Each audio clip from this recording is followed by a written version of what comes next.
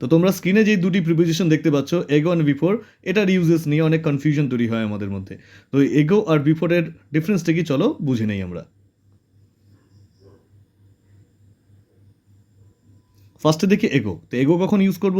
এগো is use to mean before now, অর্থাৎ বর্তমানের কোনো ঘটনা বোঝাতে আমরা এগো ইউজ করি। যেমন মাদার টেরিজা ডাইড 5 years এগো।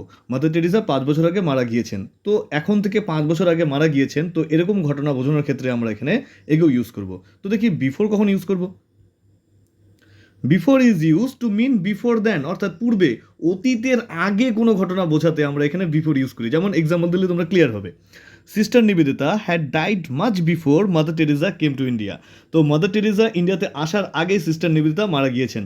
তো অতীতের কোনো আগের ঘটনা বোঝানোর ক্ষেত্রে আমরা এখানে বিফোর ইউজ করব, আর জাস্ট বর্তমানের আগে কোনো একটা ঘটনা বোঝানোর ক্ষেত্রে আমরা এখানে এগো ইউজ করব। আশা করি এগো আর বিফোরের ডিফারেন্সটা তোমাদের ভালোমতো বোঝাতে পারলাম। নেক্সট এরকম আরও ভিডিও আসছে, সঙ্গে থেকো। Thank you.